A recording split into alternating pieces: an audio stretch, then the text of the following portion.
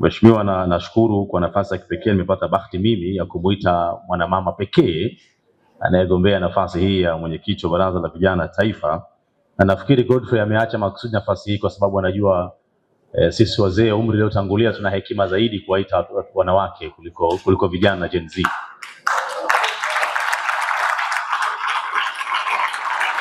Kama Tabia Hassan Abdallah.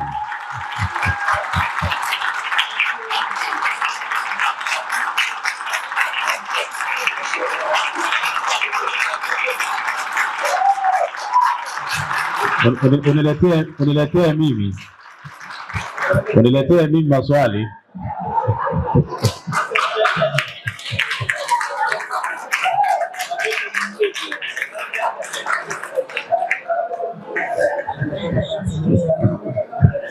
Haya, tutulie. Vijana vijana raha. Mgombea anataka ajiulize mwenyewe, ajijibu mwenyewe. Haya, dakika yako moja ya kujitambulisha, karibu. Wenzangu na mimi, mambo vipi?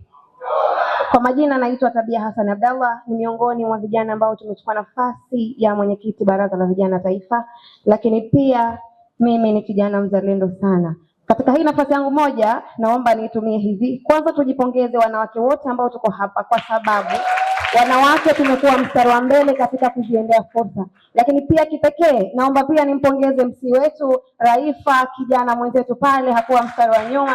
Lakini pia tunaye mwenzetu Mafunda Faki, anatuwakilisha vyema katika utalii. Keep it up, tutafika inshallah.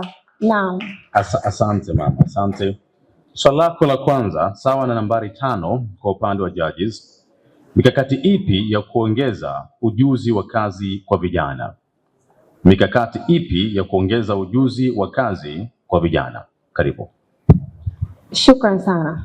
Nikiwa naenda kujibu swali hili, kwanza naomba nipongeze serikali yetu ya Zanzibar ya awamu hii ya 8 iliyo chini ya rais wetu Dr. Hussein Ali Hassan Mwinyi, kwa sababu kupitia wizara hii yetu ya vijana imeeleza dhahiri na imeweka wazi mikakati mbalimbali ambayo itakwenda kuinua vijana kufikia katika maslahi yetu mapana zaidi ya kimaendeleo, ikiwemo wizara yetu hii kupitia haya mabaraza ya vijana tayari imeshaandaa mikakati mbalimbali maalum na mahususi ambayo itakwenda kukizi yale mahitaji ya vijana wote wa Zanzibar katika masuala mbalimbali ya fursa za ajira, masuala mbalimbali ya kielimu, ya kiafya na masuala mbalimbali ambayo yote hayo yanakwenda kulenga kuwainua vijana wa Zanzibar. Na kwenye hili hatuwezi kupepesa macho, tutaendelea kuipongeza serikali hii na wizara yake hii ya vijana kwa sababu inatenda haki kwa vijana wa Zanzibar. Asante. Swali lako la pili sawa na nambari 19 kwa upande wa judges. Kwa namna gani baraza linazingatia usawa wa kijinsia katika uongozi wake? Kwa namna gani baraza linazingatia usawa wa kijinsia katika uongozi wake? Shukran sana kwa swali zuri.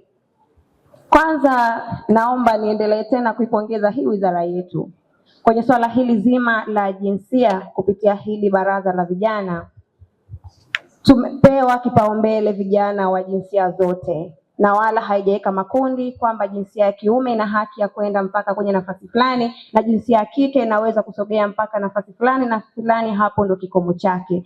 Baraza limeweka dhahiri na mfano hai tuko nao katika nafasi ambayo tumegombea nafasi ya mwenyekiti Baraza la Vijana Taifa. Ni mwanamke peke yangu ambaye nimetokea kugombea nafasi hii, lakini pia hii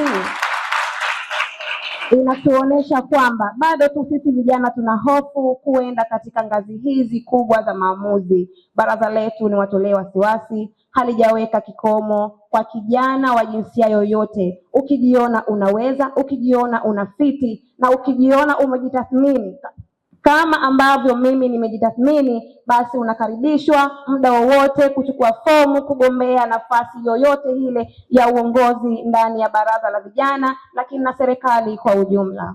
Asante.